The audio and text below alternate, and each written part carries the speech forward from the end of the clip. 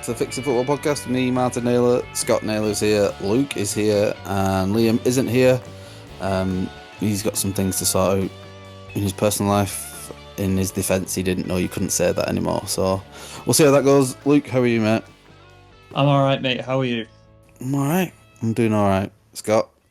I am very well. Fresh off watching a live promotion achievement over the weekend, which was good. What's that? At Stockport County. Oh, right. Yeah. Tell us about that. Some lower Good league old football. county. We only get Tell you as what. low down as Bolton most of the time, so... We're going down even further. No, it was good. They played Morecambe. So do you remember Chris Stokes, who was Yeah. with me? He's playing for Morecambe now. He was on weirdly playing right back. He usually used to play left back, but he's now a right back. Oh, well, he's now a defender for Morecambe, and he was on most of the game, which I thought we thought, fuck it, I know that guy from somewhere. It turns out that's where he's at.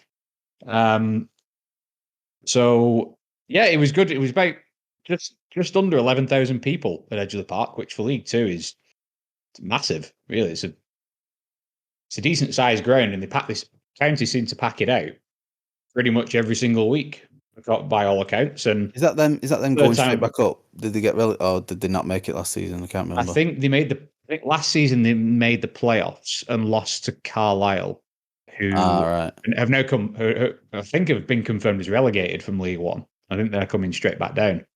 So, County, I think if Wrexham had lost, they could have been confirmed as champions on Saturday, but Wrexham ended up winning. But they play, I think it's Notts County tomorrow and could win the league tomorrow. And yeah, it was good atmosphere. It's typical lower league football, dirt cheap.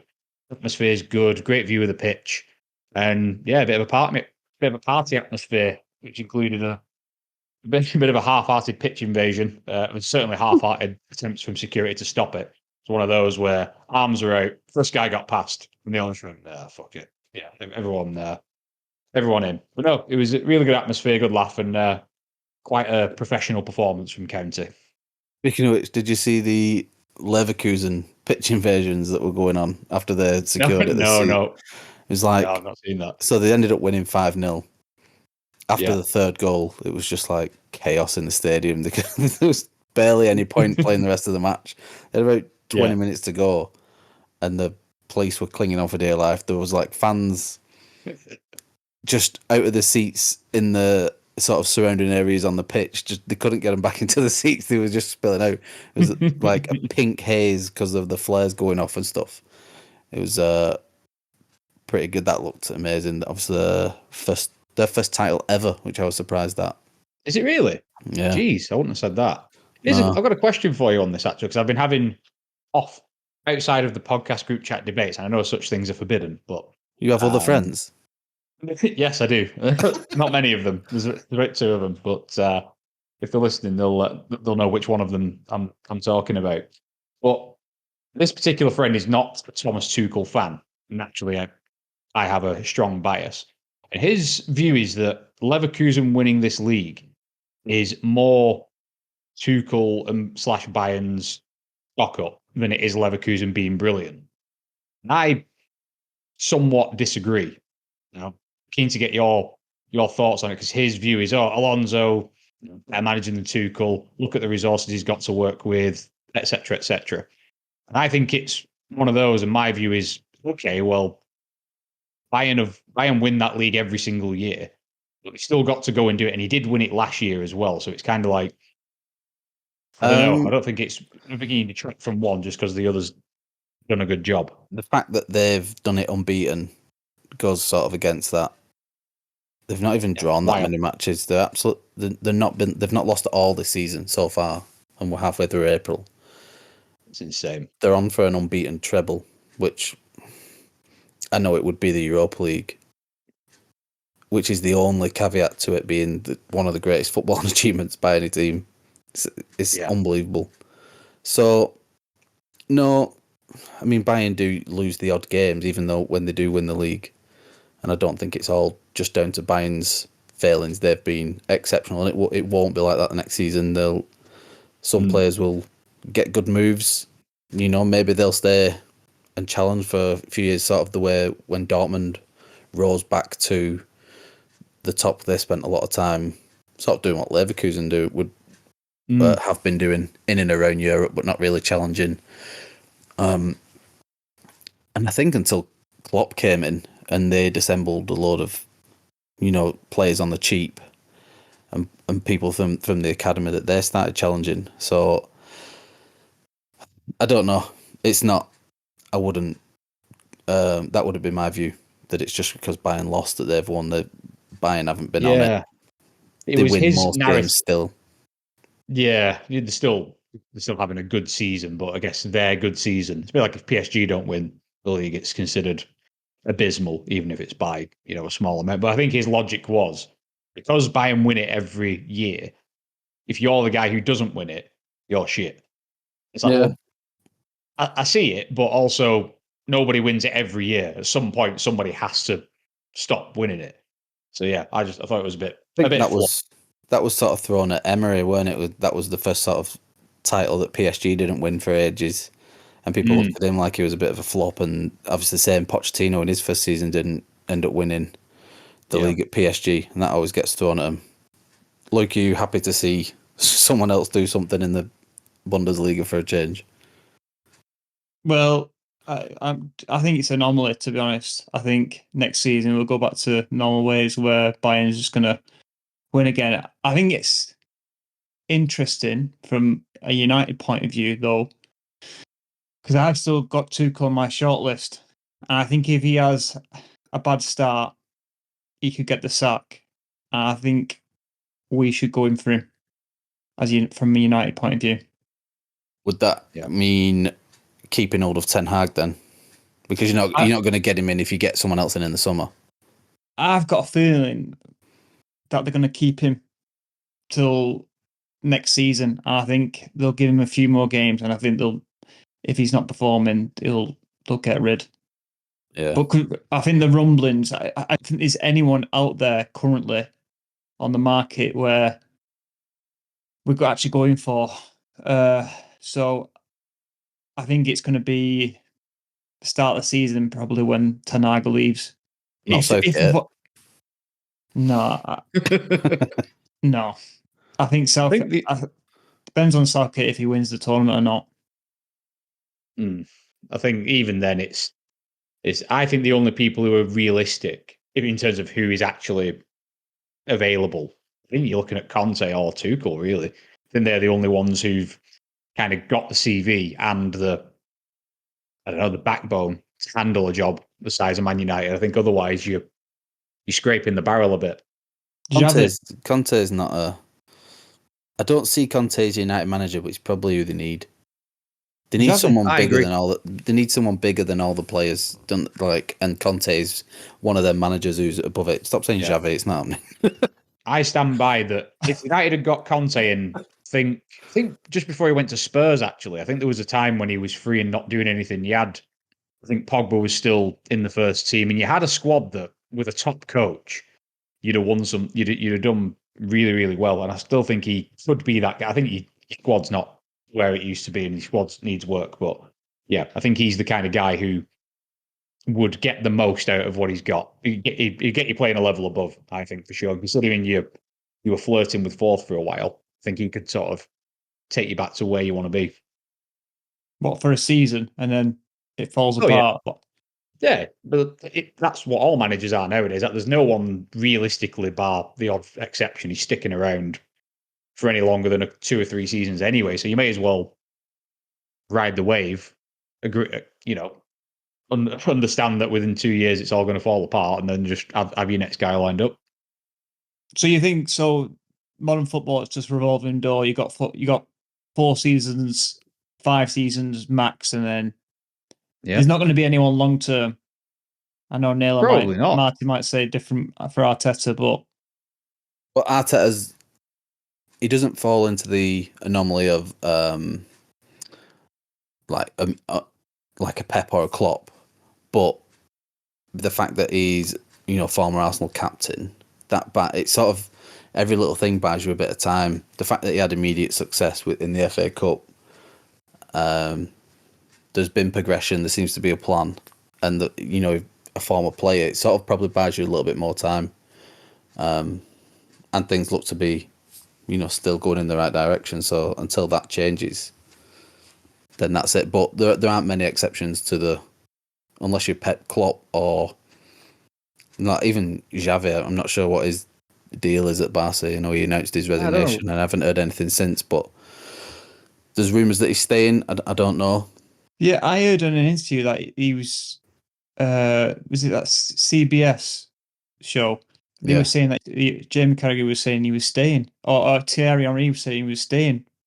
So, but I heard in mid-season that needs a break or something. Yeah. So I think that was like I think that was Henry like looking at the emotion of the fans because he just beat. Was it PSG? It was PSG, wasn't it? Yes. Yeah. Yeah, it was like a big, big win against big opposition, Champions League night. I think that was him more like, oh yeah, he's got to stay. I don't think that was like my sources tell me. And he's 8 points off. He's not having a bad season, I guess, with Barca, but they ain't going to win anything. So maybe that's led to them making, or maybe they want to see, maybe they're eyeing Klopp up. And the money stuff as well with Barca is a bit probably you can't really bring in whoever you want to the team at the moment. Whatever's going on with that. But anyway, like a bit off topic, but there aren't many like former players going at their club who are going to be given any extra time. So Conte's, I think you're looking at 3 seasons. If there's nothing happening in 3 seasons, you're a lot closer to the exit than you are anything happening. Yeah, 100%. So where do you sit then, Luke? If Conte's the guy,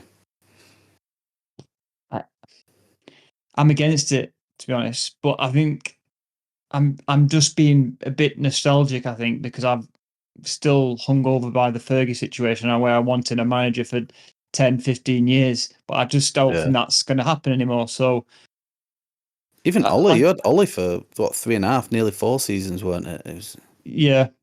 Well, so he was in a situation where he probably got a bit more time than other managers would have allowed. But one of them seasons he finished second, so you'd have been fooled into thinking that you were a team on the up when he was just clinging on to the best of sometimes before him. Really, did he take over from Mourinho or Van Gaal? Mourinho. Can't remember which order it went in. Yeah, it must have been Mourinho. It was Mourinho, and it was toxic. If you remember, that's the whole dressing room was toxic. Everyone was falling out with each other, and it was after Liverpool defeat. Ollie came in, and then we had that PSG Champions League where we beat them with that Rashford penalty, and then in the season he got the manager role. I have a bit of a roundup of some of the weekend's action. Got to watch Man United again. 3rd full Man United match I've watched, and there's a lot of work that he's doing. I can see why it's frustrating, and they get a lot of airtime on inches in the newspapers because they're just all over the show. There is nothing. There's zero plan about that, especially the defense. The defense is an absolute shambles. Bruno, this is my review, Luke, and I'll let you tell me if you agree or disagree. But so United drew. It was 2-2 with, I am forgetting, Bournemouth away. Bournemouth started really well. It could have been 4-0 to Bournemouth at half time. Bruno is all over the show, but he's the only one who seems to be able to score for you on any sort of consistent basis. Rashford, very, very poor. Looks uninterested. Liam doesn't like it if you comment about contract situations, but it's something that gets thrown over a lot of players, and Arsenal have been guilty of it in the past, where they get that big contract and their heads go. Maybe there's other things off the pitch that people like to mention, but I don't know. He just doesn't look interested, and it's not good for either side at the moment. Højlund was invisible. Casemiro, I saw a quote today that Casemiro looks like he's playing Soccer Aid at the moment. he's just like a bit part. Honestly, I don't know what sort of player this guy is anymore because he was, probably in the team of the season last year. Without him, there was a massive drop off with United, for United with and without him last season. So that's a mess. The young lad at the back, he got done for the goals, but there was Big Willie. What's he called? Willie. What's his second name? Don't get yourself in the same trouble Liam's in. Starts with a K. Kambala or Kambwala. Something like that, yeah. Right, we've butchered that. I'm going to insert a picture of Paul Ince just to cover it up. You can't hold him to blame because he's playing. He just looks playing like in a system, and to me, it looks like Ten Hag's just gone right. You're a centre back. You go play. There's no sort of joint thinking amongst the team at all. It's like I got a pot of midfielders there, a pot of strikers, some wingers, and a defenders, and I'll pick 4 of you lot and 3 of you lot. There's zero team at the moment to me. Do you agree? Yeah, I completely agree. But is it the players or is it the manager's system that he wants to play? Because he keeps picking Kobe, Bruno, Casemiro, and that midfield is clearly not working. All the other teams in the league are exploiting the midfield, but he's still picking it. And then obviously we know we're getting with Garnacho, Højlund, and Rashford. Not much output, but he'll still pick it. It's just there's no change. He's just it's the same system, and it's a losing system. But yet Ten Hag it's like he's being stubborn. That's what it feels like. It feels like it looks like he's tactically inept to be in this league because even the lower teams have figured it out. So I'm just unsure what his mindset is, and is he advertising himself correctly which is quite turbulent at the moment, to the Ineos guys. It's not good advertising for himself, is it? No, I get that. Why do you think whatever he did last year seemed to work quite well? He got Rashford scoring a shitload of goals, won a trophy in his first year. It was kind of like the perfect, all the things that you kind of want a new manager to bring: goals, improve your league position, and some silverware. It's kind of a bit like when you sign a new centre forward and he goes, you don't want him to go in 15 games without scoring.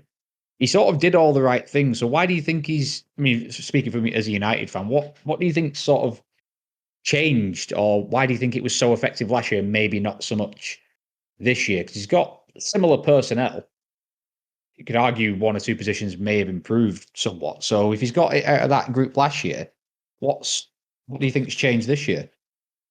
Well, I think injuries have been a big factor. So the system has had to change a lot, and the players have to change this season.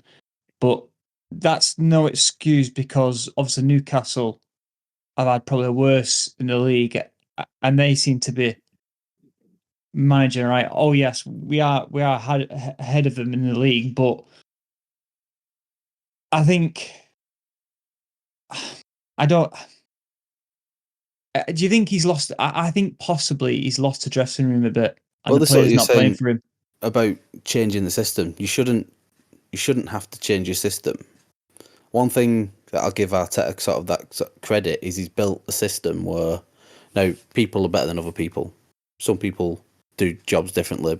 Like you see, if Arsenal end up playing Kivior at left back, Ben White does a lot of that inverted fullback sort of things instead of Zinchenko. We'll get onto Zinchenko in a bit because I'm done with that. Fuck.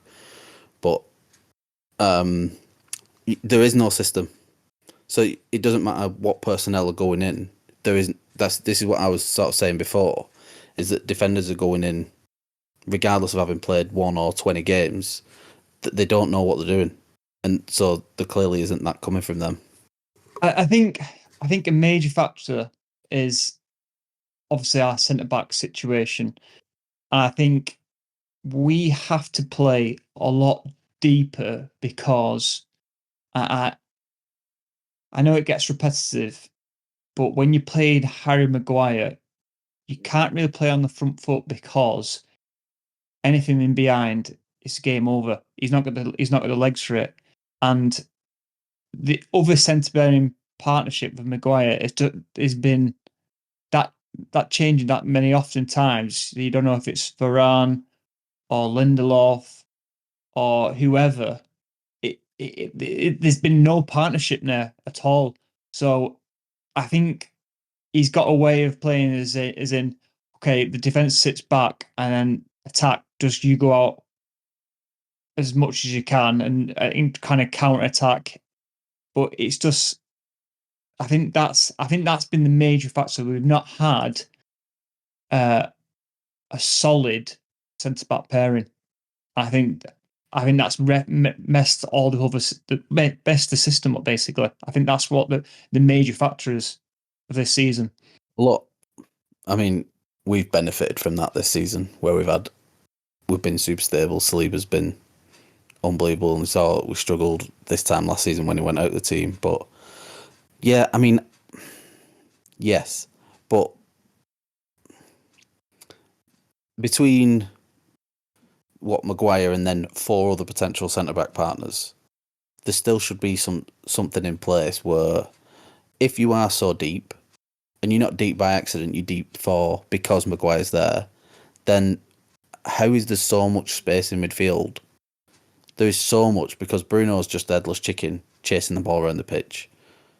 Casemiro's super invisible, and when he touches the ball, it turns to shit. And Manu seems to be fighting a battle on his own, not knowing where his teammates are. He goes from looking like a world beater to looking completely lost, and that's because he don't know where his teammates are. Well, yeah. So there's so much dysfunction on the pitch. I don't know. I don't like to see I don't like calling for the manager's head. I don't know if you remember at the beginning of the season we did the United Arsenal preview, and Liam asked what I was worried about most. I think it was about 4th, 5th match of the season or something like that. It was quite early. And the one person of the team I was worried about most was Ten Hag, based on his in-game management, which I thought was good. Last season was good. He made a lot of subs that made a difference last season and changed tactics up very well. And that just seems to have hit the shit as well. I'm trying to think of the saying then. It's shit is at the fan big there's a lot. Shit. He's hit the shit. There's a lot of dysfunction, I think is the right term. So Luke, Ineos have called. You're in charge. You've got 6 games left. What do you do with this team for the last 6 games that gets you potentially 4th place? What? How do you go about it now? What do you do? You have the same problems that Ten Hag has right now. So how does he fix it? I'd go solid and compact and just grind it out. I would even. It's not like 5 at the back, like yeah, wing backs, yeah. That's how I'd play, and just hope we've got the pace clearly with Rashford and Garnacho. Just do like we have done last 6 seasons, and just do the counter attack football to the end of the season.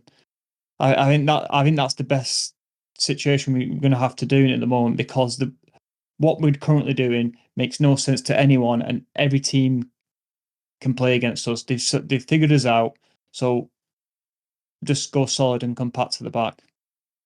In fact, actually, all the way through the midfield and forward as well. I agree. I think. Go on, Scott. No, I was just going to say, I think because what United probably can rely on is everyone below you also being terrible and not winning games. So I think if you stay hard to beat for the remainder of the season, I think teams who are below you probably also going to drop enough points, so almost for you to just kind of stay where you are. And I think fourth would be a miracle at this point. I think you're what? I think it's still mathematically doable, but Villa are what 13 points clear with 6 games to go. They'd have to have an absolute horror show, and Spurs would also have to have a horror show in conjunction, and Newcastle. So yeah, I think if you can stay hard to beat, you'll maybe secure a Europa League spot. But yeah, I think because I think everyone below you is going to be equally as poor. So I think you've got that to bank on. I think you men are coming into form though. Well, we can talk about this, I suppose, can't we? We'll do a quick preview. Obviously, we're recording this Monday night. Chelsea playing tonight against Everton at the Bridge. Strong starting 11. Well, as strong as you could probably get at the moment, injuries aside. Let's just give us a quick update on Chelsea, all things on and off the pitch, and then a prediction, and then we'll know by the time this goes out how right or wrong you were. Yeah, well, we'll cover this. We'll cover the team. So, like you said, strongest team we've got available. Yeah, probably. Enzo is injured, so Liam will be pleased to know that his favourite player won't be getting a run out this evening. He's got a contract extension I saw today. Oh, what? Enzo and Mudryk triggered some contract extension today. Must have been contract because extension. They both sound like 8.5-year deals, and they both got an extra year or something already. It's like, I know, never going to get rid of these fucks.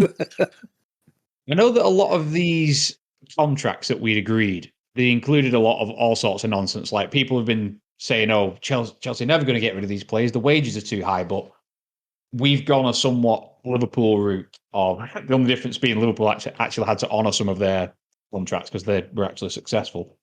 Like, if we don't get top 4, pay cuts come into force. And I think that happened last year and it's happened this year as well. So what would have been quite pricey weekly wages is steadily coming down because of how shit we are. So I think that allays some concerns about getting rid of some of these players because the wages that they're on by Premier League standards probably isn't that crazy. So yeah, I didn't see that about the extension. Actually, that's funny. He's tied in for 9 years now versus 8.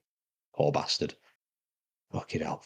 But it looks like an okay team. We should get past Everton with. I'm not comfortable with the centre back pairing of Trevor Chalobah and Thiago Silva. You've got a lot of pace there and someone who can look good.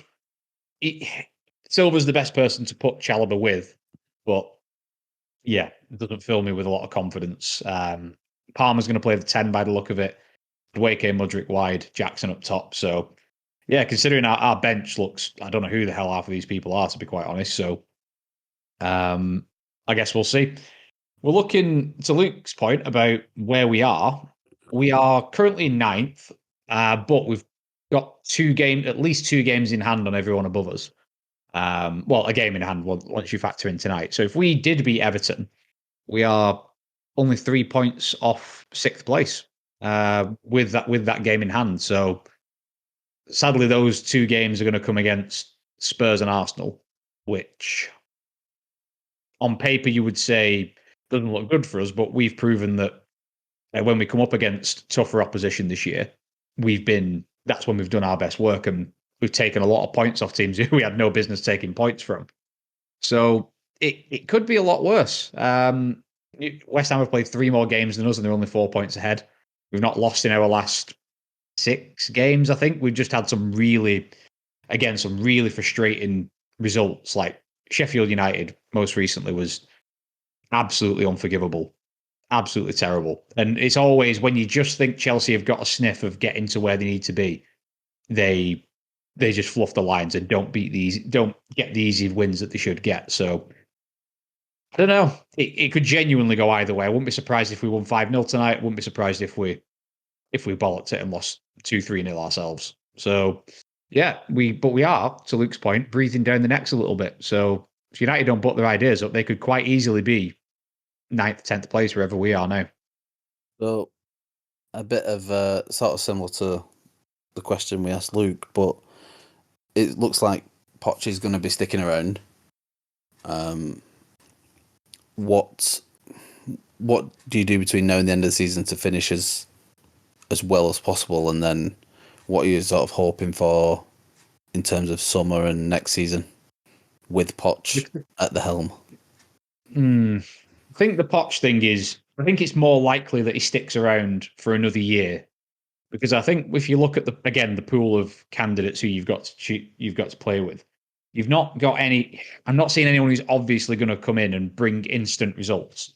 If we bring in a new manager, he's probably going to need a year anyway. So it's kind of like, I just start him. Although I personally never wanted Poch to be our manager, I don't really rate him that highly. Is changing him going to bring an obvious improvement to results? I don't know. Maybe you might get a bit of a bounce. But again, you always get this with a new manager. Some plays start to improve, whereas other plays, like Gusto, for example, has been class. Who used to say that with a new manager and a new system, him being one of our shining lights just transfers to somebody else, and he goes off the boil. And Cole Palmer, maybe somebody else takes his spot as our main guy. So I don't know. I think between now and the end of the season, bizarrely, we've still got a very, very strong chance of getting a top 6 finish and winning a trophy. It's baffling. I don't know how we have any right to be in this kind of conversation, given what I've seen from Chelsea this year. But we've got Everton town. We've got City on Saturday. And I think that's a single leg semi-final. I think the FA Cup's only one leg. It's Carabao that's 2 legs, isn't it? So yeah. So we could have another cup final against either United, which we've finally broken the curse against a couple of weeks ago, or Coventry City. So the season could end against all the odds, exactly as most Chelsea fans would have snapped your hand off at the beginning of the season, which was an FA Cup and a Europa League spot. I think I had Chelsea to come 9th or 10th this year. So I would have absolutely bit your hand off at that, given the state that we're in. So that could still be a very, very good season for us, given our absolute shit show of a club that we're running at the moment. Onto your point about the summer. Sorry, were you going to? No, go.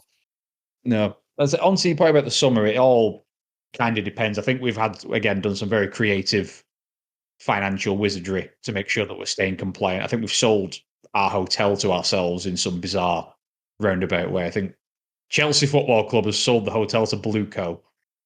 It's all. I think it's all legal. I don't think there's anything. It's just like, yeah, some guy with the plastic glasses and nose on. I will buy this. Yeah, like the kind of get like it's in Breaking Bad. Yeah. So like it's like we've got a Saul Goodman in our, like we've gone to someone like him, say, right, this problem needs fixing, and some dodgy guy in some weird little office somewhere's looked at the books and come up with a creative way. But so we're staying compliant. It sounds like we're probably going to have a somewhat busy summer. I'm terrified of the kind of targets that we're looking at. I'm also terrified of the manager shortlist that we had if we do sack Pochettino, which was Eddie Howe, Thomas Frank, fucking who else was it? Some other gibber who's got no business managing Chelsea. I don't think these owners really care. I'm not going to lie to you. I think in the summer, I think they may do a little bit of spending to get some fans off the case, but I think winning trophies is somewhat incidental to them. I think if it happens along the way to making some cash, then I'm sure they won't say no. I don't believe it's their prime goal as owners. So it's a tough pill to swallow. It's hard to get used to after so many years of, the dream owner. So I think in the summer, I think you'll see us busy. I don't think you'll see us in another sort of 6-figure, 9-figure deal. Sorry. But I do think we're going to be in the market for I hope to God we've changed our tactics, move away from some of the youth talent and go in for some actual experience, which we're absolutely desperate for. So I think Chelsea's going to be a very, very busy one this summer. I think we're going to be stealing a lot of the column inches again. Well, that sounds super boring. Yeah. Yeah. Speaking of boring, you mentioned Aston Villa, so we might as well talk about them. Mine. Yes, go on. Before we go into that little wormhole, is it not worth mentioning the result for the other member of the podcast? Because you had a preview and built this game up. So I think we should mention the game on Saturday. You are right. It is only fair we speak about Bolton. Absolutely shit the bed. They had it. They had the chance to take it in their hands. You know, it does echo a lot of the Arsenal's topic, really. So I'm just going to change the word Arsenal to Bolton, but they had it in the palm of their hands, and they fucking fucked it up. I wasn't at the match, but Liam was enjoying his VIP prawn sandwiches this weekend, and when we did the preview, he seemed very confident. By all accounts, Portsmouth got off to a good start. Obviously took the lead, but were the ones on top for most of the first half. Bolton seemed to get a grip second half, got the equaliser. I think they got the equaliser quite early on in the second half. I'm not 100% sure of the time. And then it was sort of all them. But at the end of the day, they did come away with the victory. Obviously, it stopped Portsmouth winning the league at the tough sheet, so that's good for them. But it gave Derby the control again. Now, Bolton have got a game in hand to get things a lot closer if they can pull that off this week. But it's out of their hands.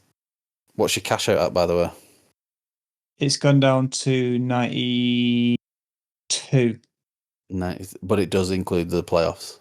It does include the playoffs. So there is still a chance I could win 250 quid. I think, from my point of view, if I was a Bolton fan, I would be so pissed off that Wigan have done the double over him.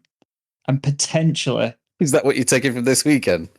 that is what's caused the whole issue. Shit in the bed at Wigan. Pardon? Shit in the bed at Wigan. And Blackpool. In fact, any local derby, any sort of hope of a derby at Bolton just embarrassed the town, really. I mean, obviously, we're all not Bolton fans, but we're proud Boltoners. And it's quite embarrassing what they have to put us through, really. This is like Graham Souness blaming Paul Pogba for everything. He's not even on the pitch. And I'm bloody Wigan Athletic. Played for 6 months. It's their fault. No, I'm sure Liam will come up with a creative excuse, but they've not done it here. Obviously, we all hope that they can do it in the playoffs. I hope it doesn't come to that. There still might be a couple twists. There's 3 games left now, so yeah. But the games that Derby's got, the basically bottom feeder teams. Yeah, I think Bolton's last game is Peterborough, who were quite close as well, so they might they'll want to finish as high as possible to get a preferable playoff place. So we will see. It's not good though. Not a good weekend for Liam, I don't think, and Bolton fans in general. So moving swiftly on, talk about something a lot more fun. The title race. Now Liverpool and Arsenal again. It's been a common turn of phrase this podcast, but shit the bed, big time. City top of the league by 2 points now. Is it all over, Luke? No, I don't think it's all over, and I think the major factor is there's so many games left to play. So, and I think there's going to be a few more twists and turns. So, I think there's one twist left. I'm not sure how it goes. Most likely, Liverpool and Arsenal just fall further behind. But I do think there is one more twist left. I don't know how. I can't predict it because it would have predicted Palace beating Liverpool at Anfield. So how can you predict anything? Yeah, the thing is with the situation, I know in the past they've like steamrolled it to the end of the season, they've won every game, but I really don't think this is the same City as previous years. I think they've got a few draws and a few losses in them. I think if a team goes at them, I think potentially there could be an upset. But I think fixture-wise, that's the thing. The fixtures, they're not even against teams who are really fighting for anything, other than maybe Forest. The teams who they've got to play against aren't. They're going to finish probably whereabouts they are now in these 6 games. So I'm just, yeah. Whereas I think I'd probably say Arsenal have got the toughest of the 3 teams running. Spurs and United away, Wolves away next. I'll all be hard. And we've done well against the big teams this season. That this weekend was an absolute killer, though. Obviously, Villa, arguably the strongest team we had left to face. But being at home, I think most people would have said that Arsenal would have walked away with that. We'll go to the match a bit. Given our first half performance, we should have done. We should have been 3-4-0 at half time. Game out of sight. Ødegaard was on fire. Everyone was pinging the ball around. Villa couldn't get near anyone, and it was only through us just not putting it in the net. Martinez, great save against Trossard, who could have put it anywhere else, by the way. And then 2 just really sloppy goals to concede. It's a proper kick in the dick. Do you think the Liverpool score was a factor? Do you think it was in the heads? They were thinking, yeah, I think that. But if I was playing, I would definitely think about that. It just put put pressure on, and it should have been in a positive way. But the fact that and then us not being in the lead, because we didn't play the first half like that, we had pressure. But the second half, especially the start of the second half, felt like we did, and we sort of immediately sat back. We just invited them on. We just give them more time for some reason. I couldn't put my finger on it. Zinchenko's been pointed out, and I'll have a go at him, but he looked really weak. He looked out of sync. I've seen loads of replays, and he's out of whack with the whole defence, trying to play high line, and he's dropping 25 yards back. He was the only sort of one player you could point the finger at who had a bad game. It was just a weird second half performance that, when we end up looking back, it may be the performance that cost us the title, that second half. But is it because of the rotation or Zinchenko? Do you think Arteta's rotated our position too many times this season, so there's not really been a solid left back? Not out of just, he's not been rotating on a whim. I think Zinchenko's performances most of the season when he's been fit haven't been great. And we've sort of, I feel like he has a loyalty to Zinchenko. And when we was forced to bring Kivior in, who's played really well, we were sort of playing with 4 centre-backs for a while. A little bit like the way City do. They play Ake or Gvardiol at left-back, who are centre-backs. No one would have picked them and think they were marauding full-backs who get goals, but that's what they've become. And that's sort of what Kivior and Ben White have been, and we've been solid. And then, Zinchenko just looked like someone who hadn't ever played with the team, let alone just been out of the team for a little bit. It was his first start in a while. So, yeah, I don't know. It's not rotation on a whim. It's just, and you'd like to think Zinchenko, one of our technically better players, just looked really weak and off. I don't know. Good wingers as well, though, Villa, haven't they? Like, anyway, if you're a fullback against Villa, it must be a horrible day, because Bailey and Diaby are just they're both lightning quick, and Diaby especially, he's insane. I think that's what he was like. It's not like they were pounding balls into the channel and he was being turned and he was being done for skill. It wasn't like that. He was just positionally so far out of it and making sloppy decisions on the ball that just really pissed me off. I do like Zinchenko. He's brought a lot to the team. We have been better with him in this team, but like in general, since he's been at the club, we've been better with him in than without. Yeah. And I'd have never said that coming from Tierney, who I loved. I thought Tierney was a brilliant fullback, but the game's changed, and this game sort of highlighted that I think our starting 11 may have moved on from Zinchenko as well. And especially when Timber's fully fit, I don't see any space for him. He's a proper left back, isn't he, Timber? Is he like a Timber's a centre back, right back, who for some reason we started at left back in the Community Shield. and then He's right-footed. Right. Oh, yeah. So he's going to. So was he brought in to be a proper right back? So Ben White didn't have to play there anymore. I think so.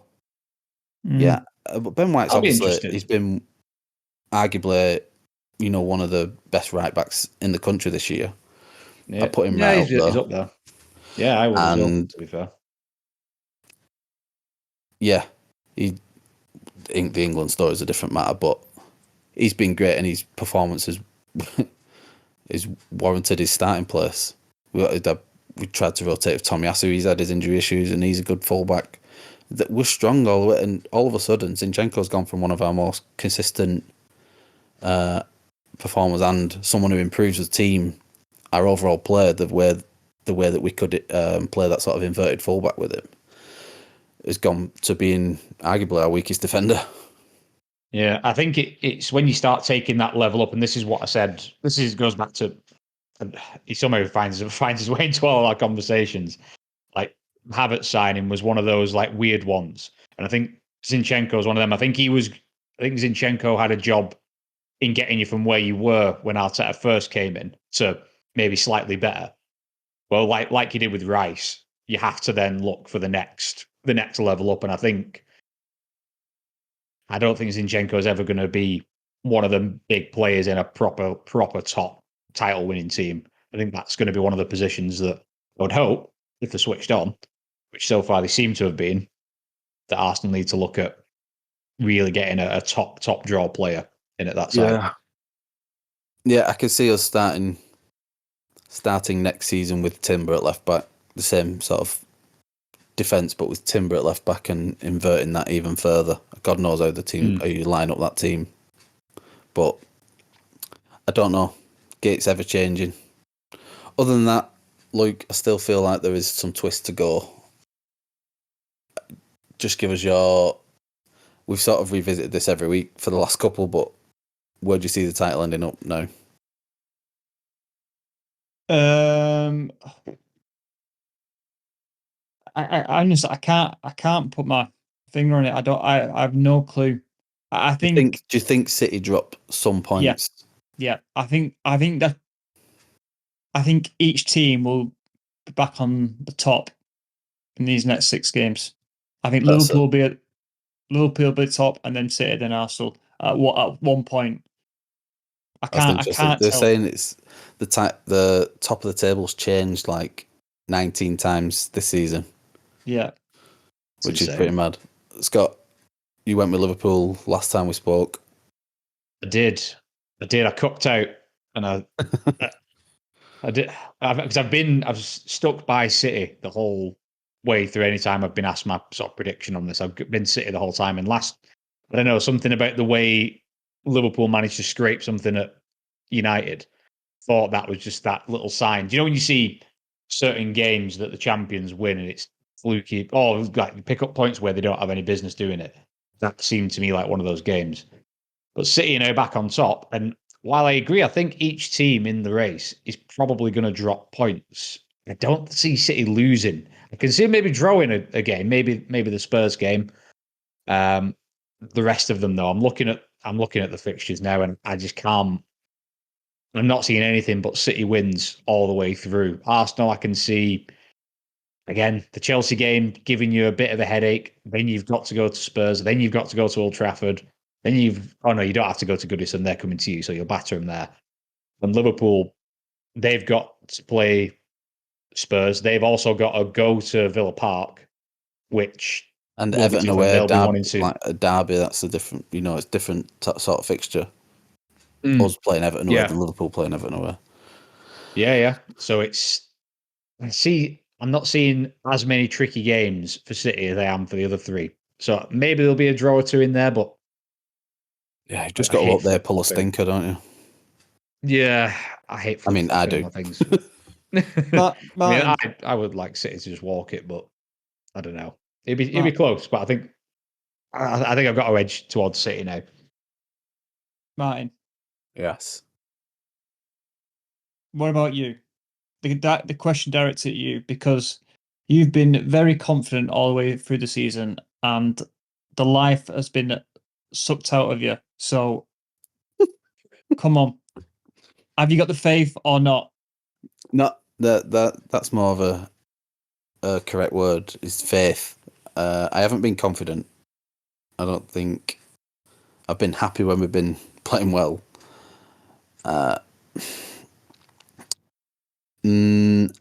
Yes, my vision of us winning the league on goal difference is still in play. I believe there is another twist to go. I just don't. I think it's too crazy to predict where that happens or what happens with it. I'm not going to say that City drop points at Brighton or wherever else they've got to go at Spurs. It's too easy to sort of pick them fixtures out. If City go and win all them 6 games, all Liverpool or Arsenal, the other teams have got to fuck up. I sound stating the obvious, but I'm trying to figure out what that mistake is going to be. But it's just going to be an off day, a stinker of a day, like we had in the second half yesterday, where things just aren't going to go for you, and that's going to decide the title in the end. Now maybe that's already happened. Maybe that just happened this weekend, and that's it. Where Liverpool and Arsenal both fuck up, City take advantage, and that's it. We've all said that City can go on this mad run. So confident, no. Do I have faith? Absolutely. Boys, they're on for a treble again. I know. We don't want this to happen. No one wants this to happen. Like, I know you do, Luke, as a City fan, but most people. But most people. I'll call you a Manchester fan at this point. You can't push your negative feelings on me because you've lost. I'm not. Do you want Arsenal to win the league? I don't want anyone to win. I want United to win. But someone's got to win. Yeah, United. Impossible. That's it. Impossible. No, not like, because I'd much prefer Arsenal not win it. Because you hate your brother. That's why. No, I love you. I love you. I question some of the decisions that you made in life, and this this one's one of them. Like, for me, Arsenal, Liverpool, I hate the most of the 3. However, the big thing we were in Liverpool was they can never win a Premier League. We were all in agreement that football would have been better off if Liverpool had never won the Premier League. But the toothpaste is out the tube on that one. Now they've already won one, so it's kind of like, it doesn't count. It doesn't count, that, Scott. It was in COVID. It doesn't count. I know. Listen, we were joking on our WhatsApp group this week, but I want to put it to both of you. Because neither of you seem keen on Arsenal winning the league, despite how much you claim to like me as a friend and brother and whatever, and boss at this point. But does Arsenal winning the league put more emphasis on your club's failings? And I'm not going to say jealousy, but make you look at your own clubs more, like, for fuck's sake. Do you want to go first, Scott, or me? I'm happy to go first. Yeah, I'll go. No, I'm more than happy to go first on this one. Yeah, I think if you'd have said to me when our last league was 2017, I think it was, maybe was it 7? Yeah, I think it was 17, maybe 18. Anyway, whenever we last won the league, if you'd have told me that Arsenal would win the title again before we won another one, I would never. I bet most Arsenal fans wouldn't have believed it either, to be quite honest. I don't think anyone really would. Yeah. And it goes to show how quickly you can fall from grace and how quickly things can go back. Because we've gone from winning a Champions League to 10th within, 3 years this year? Possibly another 10th, like properly mid-table finish. It goes to show how quickly it can all crumble. But also, from Arsenal, if you look at it on the flip side, from Arsenal's perspective, how just with the right hires at the right times and people with good judgment making the right decisions, and a few other things going in your favour, like the fall of Chelsea and Man United has helped Arsenal climb up the table. So there's been a little bit of timing. There's always an element of luck in these things too, but it kind of gives a little bit of hope that if just start making some more right decisions than wrong ones. I know that sounds really obvious, but you can sort of get back to where you used to be. So yeah, I think it puts the ownership of both Chelsea and Man United in an absolutely terrible light, to be quite honest. And I think it's something that, while I disagree with your assessment that Arsenal are this model club that everyone should follow, I think it's something that you need to look at. You always need to look at what's working and what can you take from it. And some things at Arsenal are clearly working. So, Luke, I don't know if you're in the same boat as me, but I tend to agree that it doesn't make Chelsea and United look very good, what's going on at the Emirates. I'm kind of in agreement, but I'm not focusing on just Arsenal. It's Liverpool and City as well. It's both of them. I'm not. United are looking up, and they're miles away from all three clubs. And it doesn't matter who wins the league. It just seems we're just a really dysfunctional club where even Newcastle and Spurs and Villa, you're looking up at them and thinking, wow, they're run good. It's selfish, but yeah, I'm not bothered who's at the top of the league. It's bad for United and Chelsea. I won't jump down your neck like Liam would at this point, because he would take advantage of the sad faces that I get to see. But it's no, it is. But again, I'm a little bit in your boat. If City go and win this one, I'm more in your boat than one that's on its way to victory. We've had two great opportunities to win the league. One through capitalising on just a great start, and obviously I'll call it bottling it just for your sakes. But this season, again, having a great season, really, with 6 games to go, with 2 points, we're 1 win away from winning the league, or becoming top of the league again. But if City go and win and make it 4 in a row and fucking go and win another treble and stuff, is there any hope for anyone? So I'm just looking at the table now, and you've lost 5 games, and Liverpool and City have lost only 3. Yeah, there's them keeping all the draws when we've not been able to. Yeah, that's been one. We've had some stinky. We had a shitty run when we lost to Fulham and West Ham in a row, which really put us out of our put us out of our stride. But other than that, we've been super solid. I mean, the game against Villa was the first game we've lost all year. We've only conceded about 6 goals up until yesterday. So we've been defensively, you've been really solid. Been unbelievable. We scored the most goals and we conceded the least goals. So it's just some super minor lapses on days and halves of games and stuff where this has cost us, and that's the difference when you're dealing with this monster that is City. I think this is the mad thing. Like, do you know when Klopp announced his retirement, he's leaving Liverpool, and there's been loads of like head-to-heads, Pep versus Klopp, the great rivalry and all, and it's like it's the most one-sided thing I've ever seen. It's Pep is absolutely dominating this guy, and I'm not trying to say Klopp's I think he's a great manager, but I think for all of the praises that get sung about Klopp's Liverpool and these heavy metal football and all this shit, it just goes to show. It baffles me that City don't get the same level. And I know there's potentially some asterisks against some of their achievements depending on what happens in the future, but it baffles me that the narrative is to talk so highly of Klopp when there's a guy who's been absolutely schooling him for years on end, year after year, and again, Arsenal now finding themselves in a somewhat similar boat where you're on the cusp, but these boys they're just too good. And at what point do we say this is the greatest manager who's ever lived? And particularly if he wins another treble, I don't see how anybody can really hold anything up against that. Back-to-back trebles. I think that's insane. So, right, let's do final thoughts. We've all give our thoughts on the title race. Scott, let's have a prediction for Chelsea v Everton. Don't look at the scoreline; it's already kicked off. I haven't looked. There will be goals. Stamford Bridge. Whereas last season we couldn't score. This year we can't stop scoring, but we also can't stop conceding. I think we conceded 2 goals in our last 8 games in a row or something ridiculous.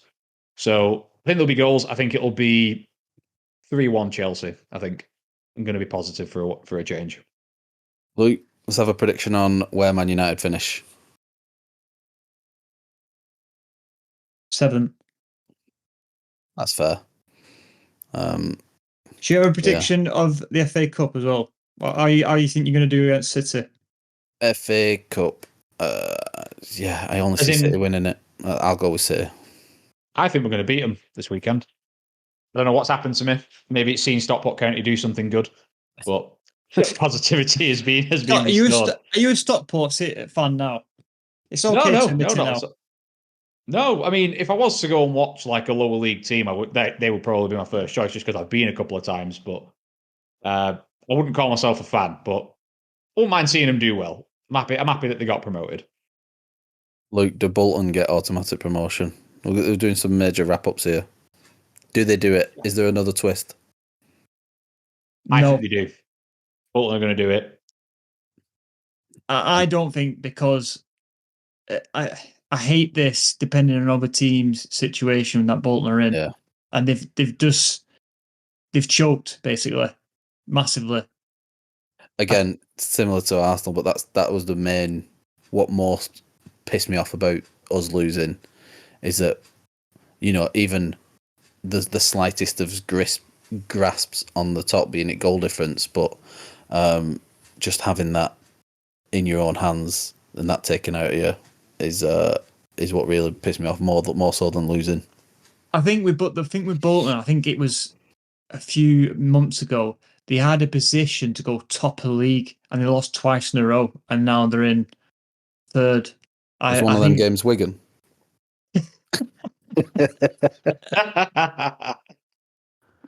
It might have been. It might have been, yeah. Right.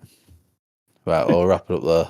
Great weekend. What a great weekend of sport at the National. UFC 300. The Masters, unbelievable. And then UFC. And saw then, the ending of the Max Holloway fight. That was a bit wild. Unbelievable. That's perfect end to a fight. It's all over Twitter if anyone wants to go and watch it. Masters, unbelievable. Was that something to do with the big bonus Dana White put on? Do you think? It should have been. He upped the bonus, didn't he? To I think it was like fight of the night or knockout of the night, get 300 grand versus the usual 50 grand, yeah. Fit, yeah. So yeah, fair. Secure your bag, even if you get knocked out. Right. Hold on, Martin. No, go on. Before you go, you've asked me and Scott, do Arsenal do it? Yeah. There we go. Ooh, you heard it here first. Mic drop. Only because I'm sticking with my vision. I'm putting the faith in my team. If you was in this position, you would put your faith in United and Chelsea. You've got to support them. That's true. Can we win every match that we've got left? Yes, but also City can, and that's just where we are now. If we had a game against City or Liverpool to win, I would really back us going off our form, but we don't, and it's out of our hands. It's against. We're hoping that other teams do us a favour. I am a Brighton, Forest, Wolves, Fulham, Spurs, and West Ham fan for the rest of the season. Whoa! I just heard you say you're a Spurs fan then, but that is recorded as well. For one weekend, not the weekend that we play them. For the one where they play City. There's an incriminating clip in your future somewhere. Yeah, I'm going to creatively edit that. I forgot that we had to play them as well. So. Yeah, no. You know what? I said it because I don't care I care that little about Spurs. I said it not even realising who they were. I was just looking at the fixtures. Yeah, burn. Have some of that. Right.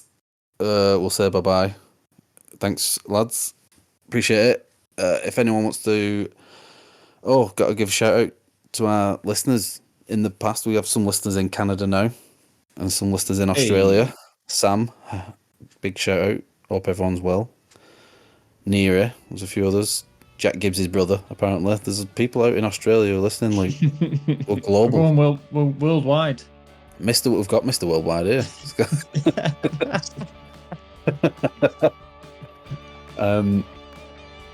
Yeah, if we were on video, that'd have been a lot funnier. It's just audio. We'll save that one. Save that one when we go to video. Write that one down. When we do the FFP fancy dress party. Yeah, right. Thanks, everyone. You can check out all the information at www.fixingfootballpodcast.com. You can see all the links to this week's and last week's and next week's episodes. Everything's there. I'll catch us on Twitter at fixingfootball. Follow us on all that stuff. Right, thanks, boys. Say bye. See you in a bit. Ta-ra.